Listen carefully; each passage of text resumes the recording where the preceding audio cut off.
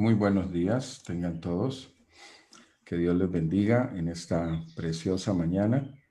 Que la bendición de Dios Padre, Dios Hijo y Dios Espíritu Santo les encuentre en bendición, en amor, en todo perfecto que viene de Dios Padre.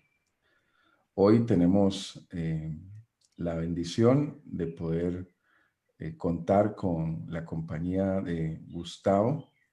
Gustavo es uno de nuestros amados discípulos de Cristo que asiste acá a la iglesia y él nos va a acompañar en esta preciosa mañana. Buenos días, Gustavo, ¿cómo te encuentras?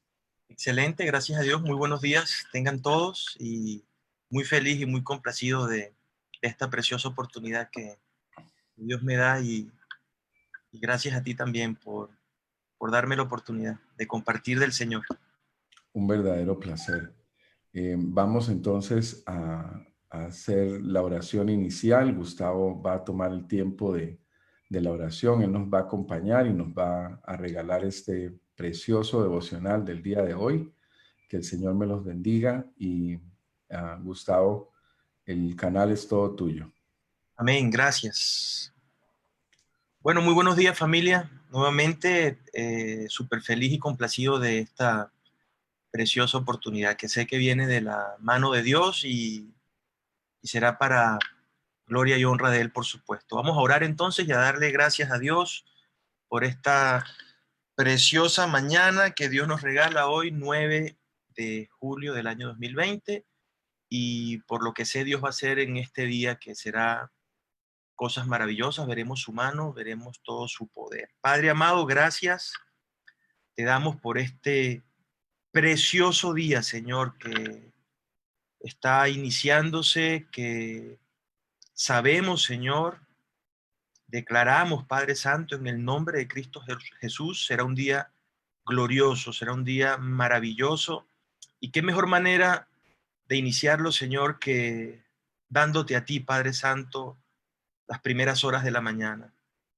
Qué mejor manera que agradecerte, Señor, por tus bondades, por tu misericordia, por tu perdón, por tu provisión, Señor, a pesar de los tiempos difíciles, a pesar, Señor, de las circunstancias. Nosotros hoy podemos declarar, hoy podemos, Señor, decir que hemos visto tu mano y la seguiremos viendo, Señor, y lo declaramos en fe. Papito Bello, te entregamos este tiempo, te entregamos nuestras vidas, te entregamos, Señor, todo nuestro ser, espíritu, alma y cuerpo, para que tú sigas haciendo en nosotros, Señor, la obra que ya iniciaste. Sigas formando en nosotros el carácter de tu Hijo Jesús y sigas tú llevándonos de la mano, Señor, a cumplir tu voluntad y a través de esos caminos maravillosos, Señor, que solamente tú puedes llevarnos. Gracias, muchísimas gracias, Señor, por este día. Quedamos en tus preciosas manos, en el nombre de Cristo Jesús, nuestro Señor. Amén. Y amén. Bueno, familia, muchísimas gracias por estar aquí. Hoy vamos a contestar una pregunta que muy seguramente en algún momento dado de nuestra vida nos la hemos hecho. Eh, eh, en algún momento posiblemente nosotros también lo hemos hecho. La palabra o la frase "me siento orgulloso". Me siento orgulloso de ti por tus logros, por lo que has hecho. He tenido algún tipo de victoria en lo privado, en lo personal, en lo profesional o en lo laboral o cualquier otra área de mi vida y hay una tendencia a sentirse como, wow, qué bien. Y por supuesto que bien podemos preguntarnos entonces, ¿puede un cristiano enorgullecerse? Y para responder esta pregunta, que vamos a hacerlo a la luz de la palabra, a la luz de las escrituras, también es muy válido preguntarse, bueno, ¿qué significa enorgullecerse según el diccionario? Y el significado es muy sencillo. Dice sentirse orgulloso de algo o de alguien. Todavía no nos está diciendo mucho, pero cuando vamos entonces al significado de la palabra orgullo, vean lo interesante, dice exceso de estimación, ojo con la palabra exceso, de estimación hacia uno mismo y hacia los propios méritos por los cuales la persona se cree superior a los demás. Y ahí es entonces donde empezamos a ver que no es tan bueno, pareciera, eh, ni el orgullo ni el enorgullecernos. ¿Qué dice la palabra entonces al respecto? Aunque no conseguí literalmente la palabra enorgullecerse en la palabra, sí hay una palabra que nos ubica en el contexto correcto de lo que significa el orgullo a través de la palabra, a través de la escritura. Y tiene que ver con la soberbia, dado que la soberbia es un sentimiento de valoración de uno mismo por encima de los demás, es decir, tiene mucho que ver con el orgullo. ¿Qué pasa entonces cuando sentimos eso que nos hace sentir bien, que puede en un momento dado confundirnos con el orgullo? La palabra de Dios sí habla algo muy lindo y tiene que ver con el hecho de gloriarnos o de gloriarme.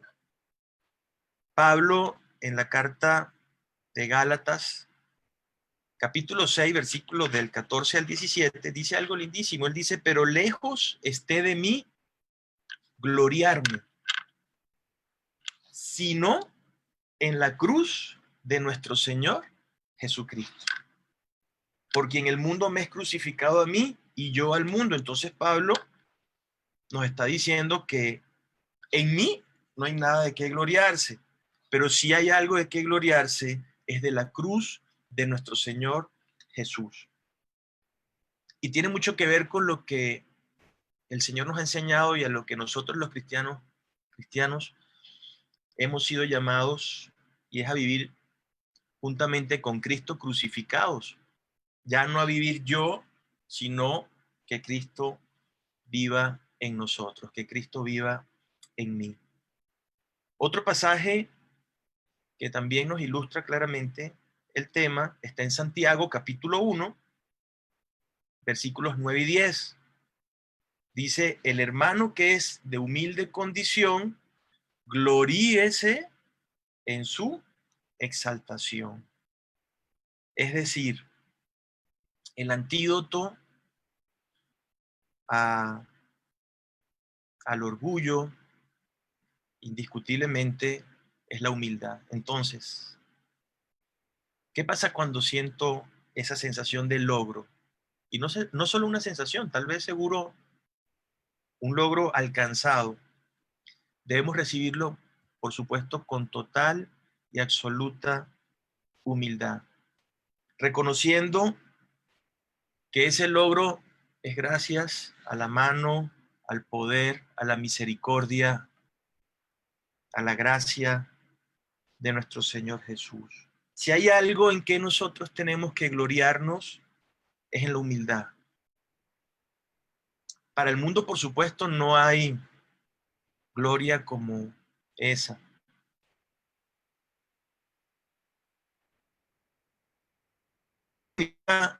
Entonces, una persona humilde, que no tiene de qué enorgullecerse. Podemos verlo reflejado, por supuesto, cuando en nuestro diario vivir, en nuestro diario transitar, estamos dispuestos, a pesar de cualquier circunstancia, de cualquier trato que podamos recibir, significa estar dispuesto permanentemente a perdonar. Significa estar permanentemente dispuesto a, como nos lo enseñó nuestro Señor Jesús, a poner la otra mejilla. Significa la humildad, vivir, responder con mansedumbre a pesar de lo que puedan estarnos diciendo un momento dado. ¿Qué significa gloriarnos a la luz de la palabra, queridos hermanos. En Romanos capítulo 5, versículo 3, nos dice también, Pablo le escribe a la iglesia que está en Roma, capítulo 5, versículos del 1 al 5, pero voy a leer los fragmentos, en este caso el versículo 2, por quien también tenemos entrada por la fe a esta gracia en la cual estamos firmes y nos gloriamos en la esperanza de la gloria de Dios. Y no solo esto, sino que también, vean qué bonito, nos gloriamos en las tribulaciones, sabiendo que la tribulación produce paciencia, la paciencia prueba y la prueba esperanza. Qué tenaz, Pablo, cuando nos dice que si hay algo en lo que tenemos que gloriarnos es en las tribulaciones. ¿Cuántas veces sentimos miedo, queremos huir de las tribulaciones, sin entender que a través de ella Dios se vale para moldear nuestro carácter, que a través de ella Dios está perfeccionando la obra que Él inició en nosotros, porque bien nosotros vivimos y pasamos en el proceso del desarrollo en la vida cristiana por un proceso. Y parte de ese proceso tiene que ver con muchos casos las tribulaciones. No confundamos, por supuesto, hay tribulaciones que son producto de la prueba que Dios ha puesto en nuestra vida. En Santiago capítulo 1, el Señor nos dice, tenéis por sumo gozo cuando os halléis en diversas pruebas, sabiendo que la prueba de vuestra fe produce paciencia. Muchas de las pruebas, yo diría que en todas las pruebas el Señor se vale para formar nuestro carácter, para cumplir su propósito en nosotros. Y ahí entonces donde Pablo nos dice, ¿saben qué? Cuando estén pasando por tribulaciones, no nos quejemos, no reneguemos, no lo veamos como algo que, de qué alarmarnos. Sé que hay momentos difíciles en la vida, por supuesto, claro que sí, pero debemos recordar también lo que dice la palabra, que para los que aman a Dios todas las cosas ayudan a bien. Entonces, el problema no son las tribulaciones, el problema es la actitud con la que nosotros enfrentamos las tribulaciones. Y Pablo nos recuerda, tribulación, gloríense, denle gracias al Señor, denle gloria a Dios. Y por supuesto, cuanto antes podamos nosotros hallar el propósito de tal tribulación, mucho mejor. Y para cerrar el tema, con la pregunta, ya en Romanos, en el mismo capítulo 5, más adelante también, en el versículo 11, nos dice, y no solo esto, sino que también nos gloriamos en Dios por el Señor nuestro Jesucristo, por quien hemos recibido ahora la reconciliación. Querida familia, todo lo que recibimos, todo lo que logramos,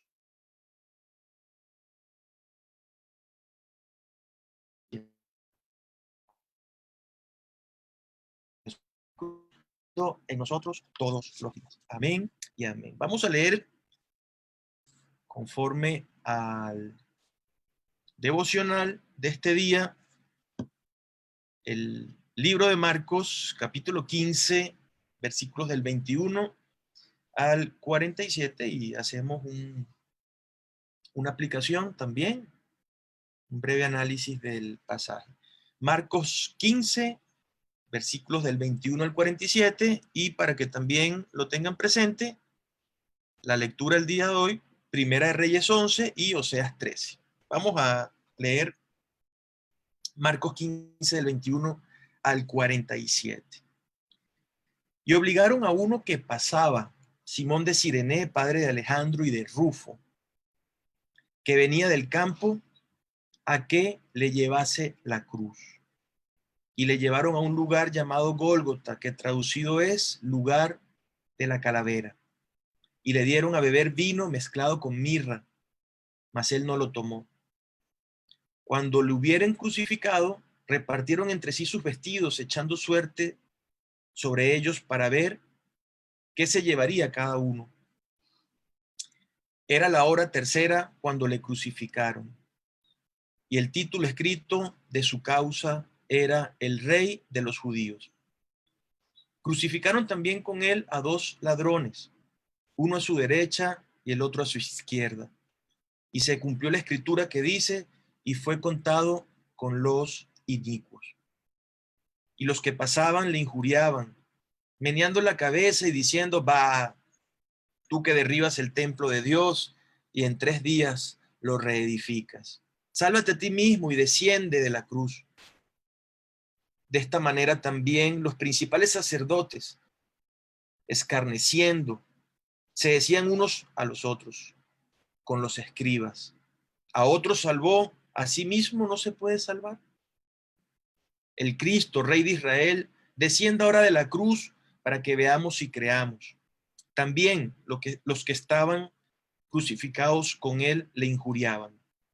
Cuando vino la hora sexta hubo tinieblas sobre toda la tierra hasta la hora novena. Y a la hora novena Jesús clamó a gran voz diciendo, Eloi, Eloi, lama sabactani, que traducido es, Dios mío, ¿por qué me has desamparado? Y algunos de los que estaban allí decían al oírlo, mirad, llama a Elías. Y corrió uno y empapando una esponja en vinagre y poniéndola en una caña, le dio a beber diciendo, dejad, veamos si viene Elías a bajarle. Mas Jesús, dando una gran voz, expiró. Entonces el velo del templo se rasgó en dos, de arriba a abajo. Y el centurión que estaba frente a él, viendo que después de clamar había expirado así, dijo, verdaderamente este hombre era hijo de Dios. También había algunas mujeres mirando de lejos, entre las cuales estaba María Magdalena, María, la madre de Jacobo, el menor, y de José y Salomé, quienes cuando él estaba en Galilea, le seguían y le servían, y otras muchas que habían subido con él a Jerusalén. Cuando llegó la noche, porque era la preparación, es decir, la víspera del día de reposo, José de Arimatea, miembro noble del concilio, que también esperaba el reino de Dios, vino y entró osadamente a Pilato y pidió el cuerpo de Jesús.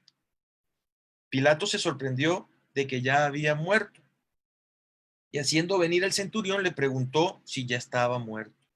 E informado por el centurión, dio el cuerpo a José, el cual compró una sábana y quitándolo, lo envolvió en la sábana y lo puso en un sepulcro que estaba cavado en una peña, e hizo rodar una piedra a la entrada del sepulcro. Y María Magdalena y María, madre de José, miraban dónde lo ponían. Marcos capítulo 15, versículos del 21 al 47. Quisiera destacar, queridos hermanos, algo que llama mucho la atención. Y tiene que ver también con la pregunta que nos hicimos y respondimos hace unos minutos.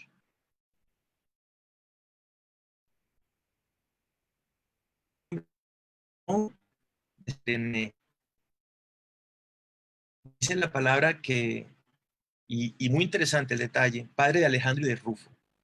Y, y no en vano en la palabra y en la escritura siempre aparecen esos pequeños detalles que nos dejan muchísimo, muchísimo que aprender.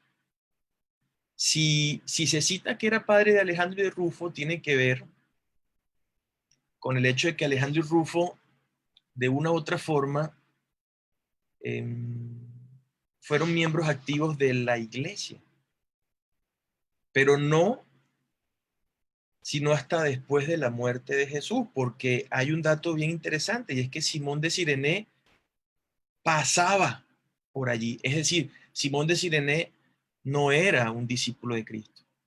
Simón de Cirene no era un seguidor de Cristo seguramente. Posiblemente vendría de su trabajo, habría ido a la feria, no lo dice la Escritura, pero algo sí nos deja muy en claro. Fue obligado a llevar la cruz de Cristo. ¿Qué significaba la cruz de Cristo en ese momento? En el versículo 29 lo deja muy también en claro. Los que pasaban, ¿qué hacían? Le injuriaban, meneaban su cabeza. Versículo 31, le escarnecían. La cruz para ese momento era un símbolo de vergüenza. Esa fue la cruz a la cual fue obligado a cargar nuestro Señor Jesús, por supuesto, pero en ese momento fue obligado también Simón de Cirene, respetando, por supuesto, las diferencias. Por supuesto que para Simón no podía ser una experiencia agradable, pero tuvo que ser algo que marcó su vida de tal forma que en ese punto de su vida se dio una maravillosa y preciosa conversión a nuestro Señor Jesús, de tal forma que Simón de Cirene tuvo que ser de testimonio para sus hijos, dado que la Escritura nos dice que era padre de Alejandro y de Rufo. ¿Qué significa cargar la cruz de Cristo? En Mateo 16:24 dice claramente el Señor: si alguien desea seguirme, niéguese a sí mismo, tome su cruz y sígame. Y esto me lleva a pensar algo, y es que tarde o temprano, queridos hermanos, en el caso de Simón de Cirene, fue obligado a hacerlo. Pero Jesús nos está diciendo, ¿saben qué? Toma la decisión, carga tu cruz y sígueme. Y la pregunta que creo que es muy válida hoy, porque sabemos que, y como se ve en televisión, nosotros no estamos llamados a eso, a agarrar un tronco, un árbol y llevarlo encima para nada. Usted y yo sabemos que no es así. ¿Qué significa hoy el llevar la cruz? ¿Qué significa hoy el cargar la cruz de Cristo y seguir? Yo creo que podemos representarlo haciéndonos una pregunta todos los días, haciéndonos una pregunta en cada momento, como la hizo Pablo cuando iba camino a Damasco, en una misión que por supuesto no glorificaba al Señor, pero allí se le apareció Jesús, y cuando Pablo es tumbado de su caballo y Jesús le pregunta: ¿qué pasó, Pablo? ¿Por qué me persigues? Y la Escritura nos narra que Pablo llegó al punto de inflexión de preguntarle a Jesús: Señor, ¿qué quieres tú que yo haga? ¿Qué significa con Cristo estoy juntamente crucificado y ya no vivo yo, mas Cristo vive en mí? Sino hacerle esa pregunta al Señor todos los días, en cada momento, en cada circunstancia, en cada situación. Señor, ¿qué quieres tú?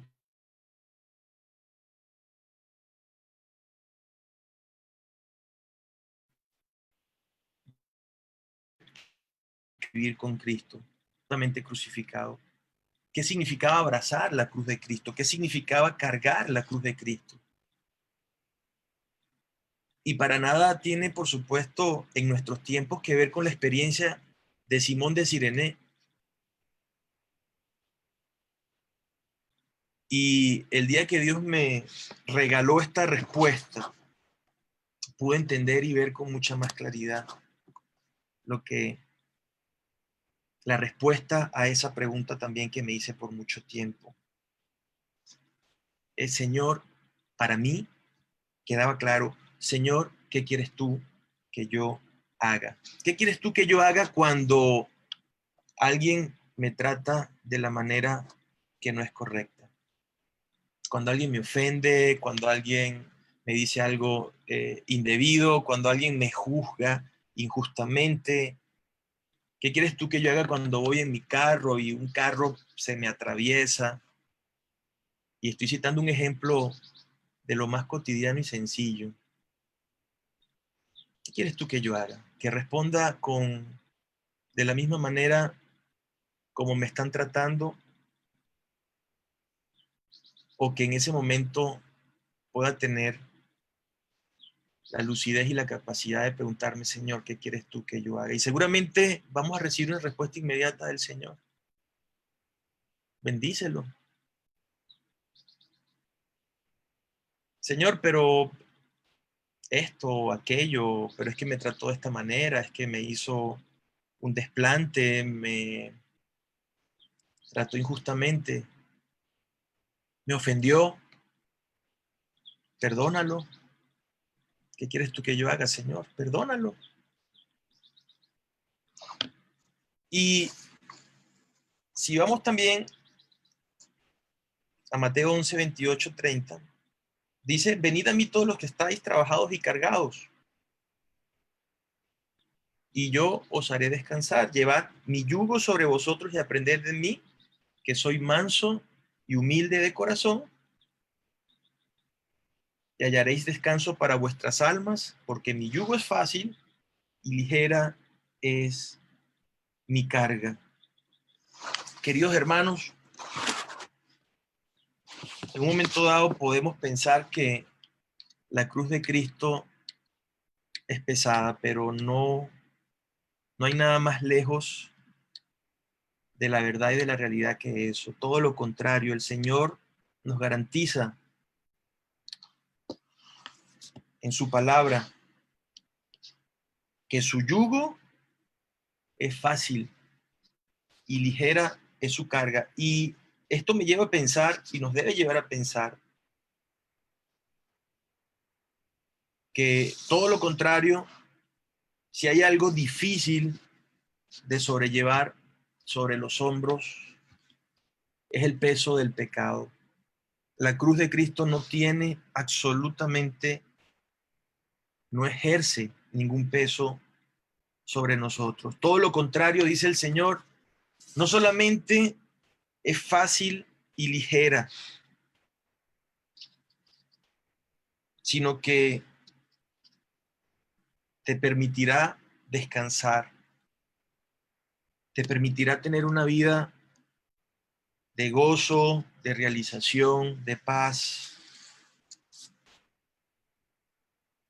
como por supuesto siempre la hemos soñado y la hemos experimentado cuando entregamos nuestra vida, nuestro corazón, nuestras cargas, nuestros proyectos, nuestros sueños, nuestros anhelos, lo que somos y lo que seremos en las manos del Señor.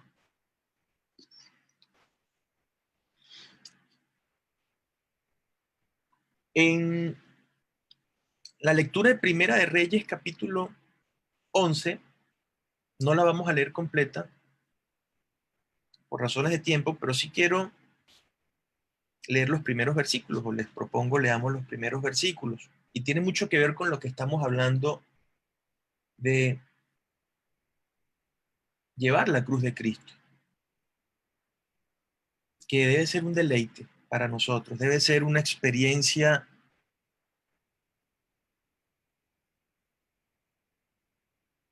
maravillosa. En el primer capítulo vemos la historia de un hombre que nos dejó también un legado maravilloso. Y estamos hablando de Salomón, a través del libro de los Proverbios, de Eclesiastés, de Cantar de los Cantares. Dice entonces, Primera de Reyes, capítulo 11. Pero el rey Salomón amó, además de la hija de Faraón, a muchas mujeres extranjeras, a las de Moab, a las de Amón, a las de Edom, a las de Sidón y a las Eteas, gentes de las cuales Jehová había dicho a los hijos de Israel, no os llegaréis a ellas, ni ellas se llegarán a vosotros, porque ciertamente harán inclinar vuestro corazón tras sus dioses. A estas, pues, se juntó Salomón con Amor, y tuvo 700 mujeres reinas y 300 concubinas, y sus mujeres desviaron su corazón. Y cuando Salomón era ya viejo, sus mujeres inclinaron su corazón tras dioses ajenos, y su corazón no era perfecto con Jehová su Dios, como el corazón de David su padre. Porque Salomón siguió a Astoret, diosa de los sidonios, y a Milcom, ídolo abominable de los amonitas. E hizo Salomón lo malo ante los ojos de Jehová, y no siguió cumplidamente a Jehová como David su padre. Entonces edificó Salomón un lugar alto en Quemos, ídolo abominable de Moab, en el monte que está enfrente de Jerusalén, y a Moloc, ídolo abominable de los hijos de Amón. Así hizo para todas sus mujeres extranjeras, las cuales quemaban incienso y ofrecían sacrificios a sus dioses. Y se enojó Jehová contra Salomón, por cuanto su corazón se había apartado de Jehová, Dios de Israel, que se le había aparecido 2 veces. Y le había mandado acerca de esto que no siguiese a dioses ajenos, mas él no guardó lo que le mandó Jehová. La escritura sigue hasta terminar en el versículo 40. Bueno, más adelante continúa la muerte de Salomón también. ¿Por qué es interesante e importante destacar esta historia? Fíjense que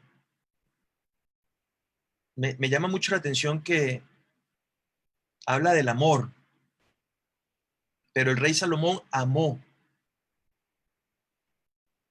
Y más adelante dice, en el versículo 2, que Salomón se llega a ellas. Y por último, en el versículo dice, y se juntó Salomón con amor. Y digo, me llama mucho la atención porque hoy nosotros no, el mundo, puede justificar muchas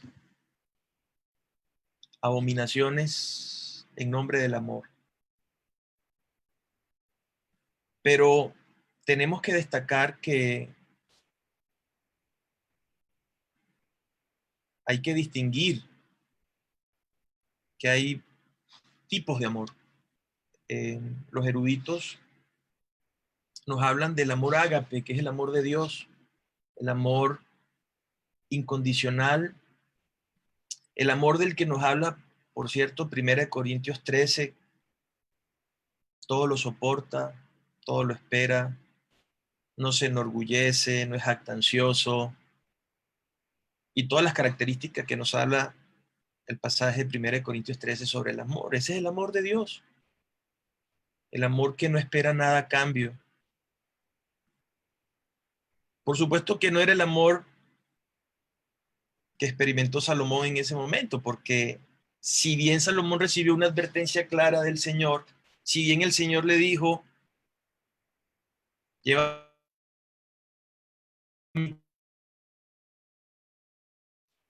obediente, sé fiel al mandato, sé fiel a la ordenanza. Salomón, en nombre del amor, no el amor ágape, estoy convencido que tampoco el amor filia, que es el otro tipo de amor, sino el amor eros, y de allí la palabra de erotismo. A ese fue el amor que Salomón se entregó. Y nunca ese tipo de amor puede estar por encima de lo que el Señor nos ha indicado, de lo que el Señor nos ha ordenado. Y lo que el Señor siempre nos ha dicho, y aquí se evidencia claramente, el por qué, la importancia de hacernos obedientes al Señor. Salomón era un hombre que lo tenía absolutamente todo. Y basta leer, por supuesto, pasajes de la Biblia para entenderlo y validarlo. Salomón es el ejemplo ya en sus últimos años de alguien que no quiso llevar la cruz de Cristo. Y esto me lleva a pensar, queridos hermanos, que nosotros no podemos postergar la decisión, porque Dios inició en nosotros una obra maravillosa y Él ha prometido que la obra que inició en nosotros Él habrá de terminarla. Y eso implica innegablemente hacernos conscientes de tal situación y de tal responsabilidad. Y vean lo interesante del proceso en la vida de Salomón. En el versículo 9 nos dice, primero en el 6 nos dice que hizo Salomón lo malo ante los ojos de Jehová y no siguió cumplidamente a Jehová. Y en el versículo 9 nos dice, y se enojó Jehová contra Salomón por cuanto su corazón se había apartado de Jehová. ¿En qué momento se apartó el corazón de Salomón de Dios? En el mismo momento que decidió entregarse a su voluntad. Y por supuesto, nos dice la Escritura que los días de Salomón no terminaron nada bien, siendo un hombre que había recibido tantas y maravillosas bendiciones de parte del Señor. Queridos hermanos, creo que a la luz de lo que hemos leído, hay una decisión que debemos tomar todos los días. Simón de Cirene le obligaron a llevar esa cruz que se convirtió seguramente en la experiencia más extraordinaria, dura en su momento, pero la experiencia más extraordinaria que pudo experimentar en su vida. En el caso de nosotros hoy es una decisión, por supuesto, más que voluntaria, aún como hombres y mujeres de fe, como hombres y mujeres que hemos decidido entregarle nuestra vida, nuestro corazón y todo nuestro ser a nuestro Padre amado, a nuestro Señor Jesús. Creo que todos los días también debemos hacernos la misma pregunta. Estoy llevando la maravillosa, preciosa, gloriosa cruz de Cristo, con gozo, con alegría, convencido de que es la experiencia más maravillosa que como cristiano puedo vivir y experimentar y que me garantiza una vida plena, una vida extraordinaria. Con Cristo, dice la palabra, habita la plenitud de la deidad y nosotros estamos completos en Cristo. Estamos en el mundo. El Señor Jesús le oró al Padre, no te pido que los quites del mundo, pero sí que los apartes del mal. El mundo, la comunión es la cruz de Cristo. Y para ir concluyendo, quiero seguir resaltando la pregunta. Señor, ¿qué quieres tú que yo haga? Y le garantizo que el momento que se la haga, en la circunstancia que sea, la respuesta del Señor, por el poder, por supuesto, la obra del Espíritu Santo habrá de llegar mucho más rápido, tal vez a veces en fracciones de segundos, mucho más rápido de lo que nosotros podemos imaginar o pensar. Señor, ¿qué quieres tú que yo haga? Con esto, querida y amada familia, vamos entonces a a orar y a entregarle al Señor nuevamente este día. La invitación, por supuesto, es a que terminen toda la lectura de Primera de Reyes, capítulo 11, y también hagan la lectura el día de hoy de Oseas, capítulo 13. Entonces, bueno, vamos a orar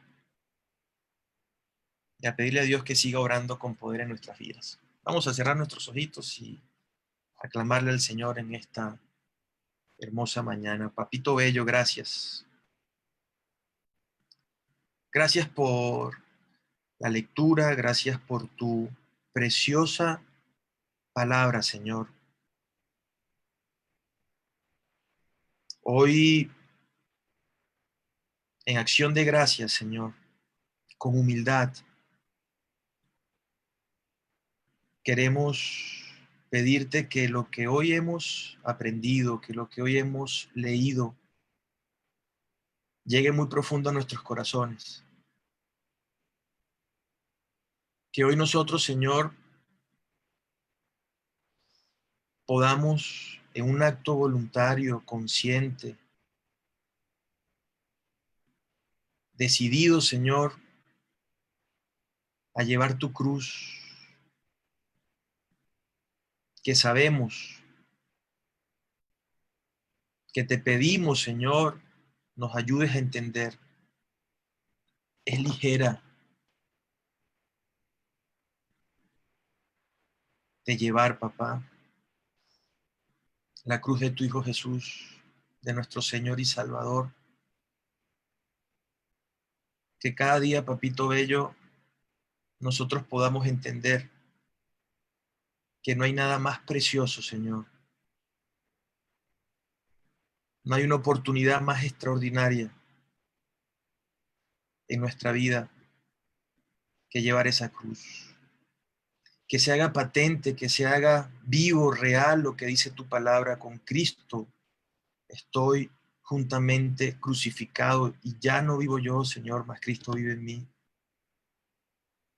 Que pueda ser, Señor, hoy y siempre mi vida un reflejo de tu amor.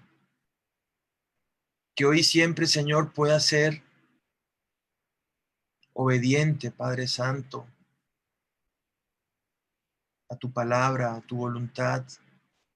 Que como nos enseñó Juan el Bautista, Señor, pueda mi ego menguar día a día, para que seas tú, Cristo, tomándolo todo, para que seas tú, Cristo, llenándolo todo, para mi ego quede reducido, Señor, a su mínima expresión y seas tú viviendo, Jesús, tu vida a través de la mía. Señor, hoy quiero preguntarte, hoy y siempre, Señor, ¿qué quieres tú que yo haga? Y te pido, Padre, porque sé que no puedo hacerlo en mis fuerzas, te pido, Señor, que conforme al poder de tu Santo Espíritu, Padre Santo, obres en mi vida, porque sé que en mis fuerzas no puedo hacerlo, pero tú nos has dejado al Consolador, aquel que sí puede hacerlo, Señor. Gracias te damos, Padre, en esta mañana, porque sabemos que tú iniciaste la obra en nosotros y tú seguirás perfeccionándola hasta el día, Señor, que estemos en tu presencia.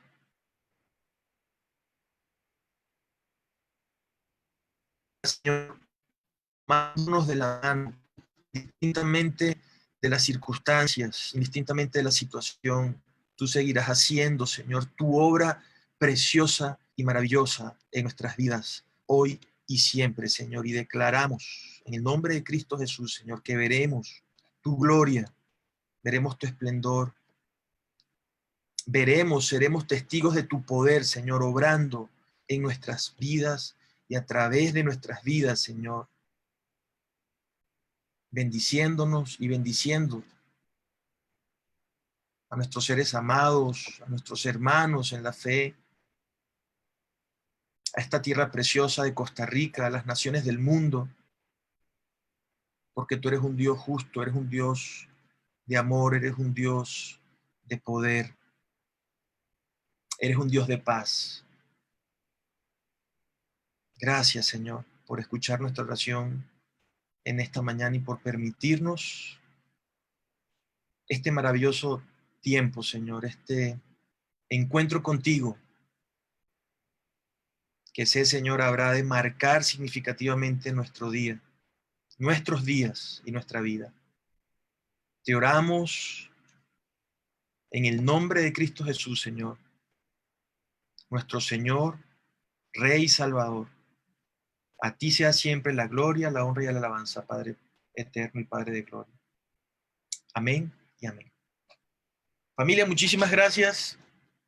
Que tengan un preciosísimo día y que Dios les respalde y les bendiga en todo lo que hagan, en todo lo que emprendan.